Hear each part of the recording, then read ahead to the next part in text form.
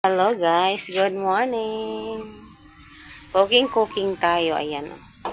'Di ba yung background natin ang ganda, mga kahoy, coconuts. Ayan. Buli mo kaya akong kamera eh.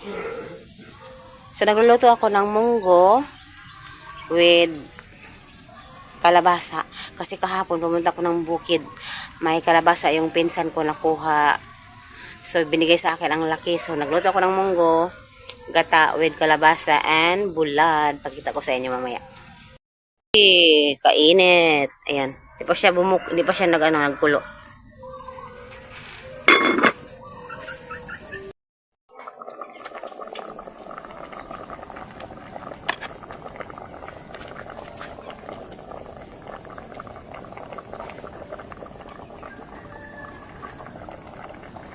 Papang room ng tatay. So, naghihintay siya na maluto yung niluluto kong munggo. Kalabasa with bulad, gata.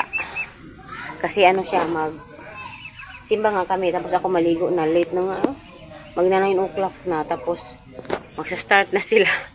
Maligo pa ako. So, yan muna. Thank you for watching, guys. Hello guys, luto na ang ating ulam. Ayan. Kinataang munggo with kalabasa and bulad. Ang kanin. So, mabilis ang kain na to guys kasi late na tayo sa mga gusto nating puntahan. So, ayan.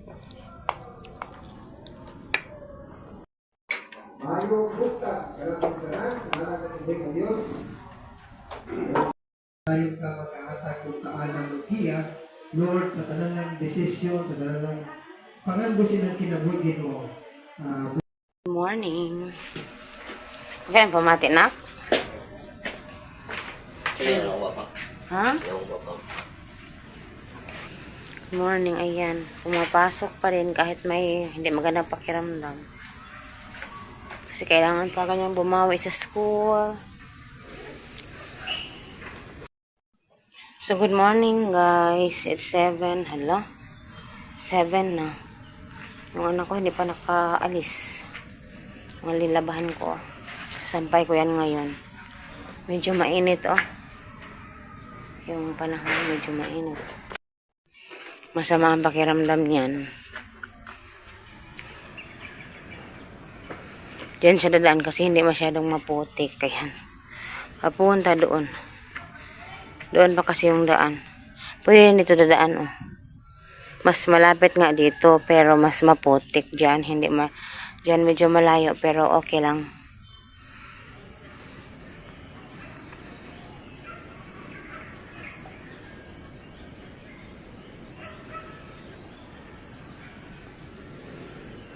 So, ayan. Masama pakiramdam niyan.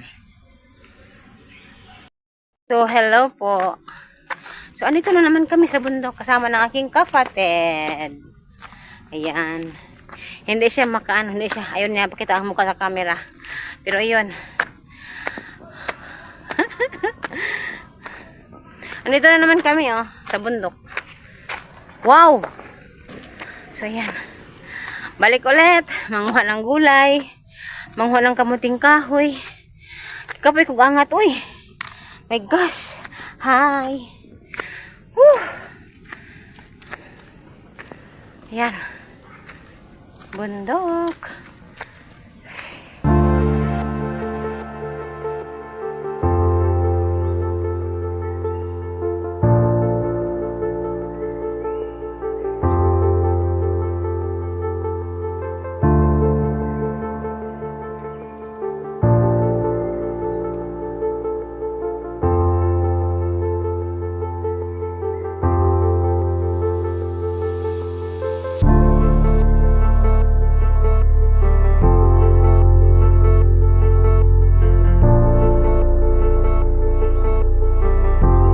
Hello guys, as you can see,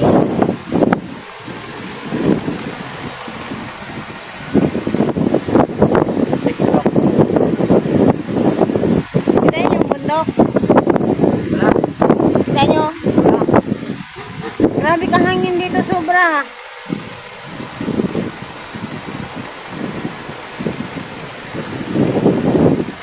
Yan. So, and then, tingnan nyo. ay isang maisan. Maisan po yan na, ano ko? Tapos nang kinulahanan ng mga mais. As you can see. I know. Meron pang lamang mais, guys. Ayan o. Meron pang lamang mais. Tingnan nyo. Oh. Meron pang lamang mais. Ala, hindi nila kinukuha. Sobrang ano na. Sobrang ano ba yung tawag dito? Sobrang tuyo na yung mais. Tingnan nyo. Nagkatumba-tumba na sila pero walang nangunguha. Hindi pa hina-harvest. Sobrang ano na. Tingnan nyo. Ganito oh. Yung ano niya, yung bunga, kusang bumababa na. Oh, kusang bumababa na talaga. Kasi yun, sobrang ano na talaga. At, ayan. Ito ang bundok ng dumugok, guys. Ano talaga yan siya? Ay, hindi talaga, hindi pala dumugok yan. Ano pa? Ay, Lord. So, grabing hangin. Tingnan yung hangin.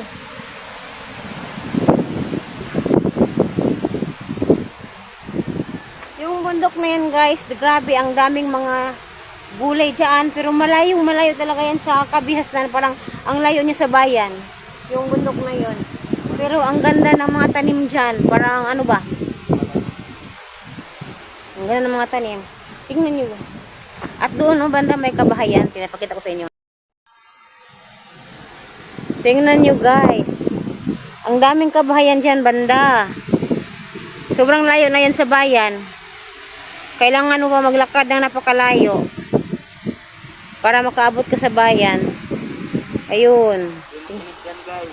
Sobrang layo. At yung bundok na yun, ang ganda ng mga tanim doon, pero sobrang layo talaga yan. Sobrang malayo yan sa ano, sa bayan. Pero ang mga tanim diyan ng mga gulay sobrang gaganda at sobrang ano, para bang maganda yung mga tanim nila dahil sa sobrang lamig na ang klima diyan. Tingnan nyo yan. Nagpa-fog talaga. Kahit hapon pa lang.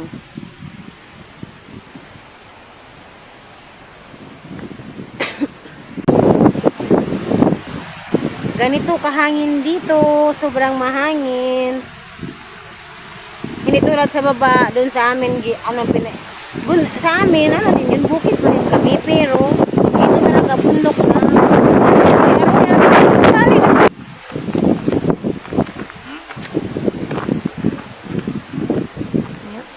Dumugok. So, wala. Sobrang hangin.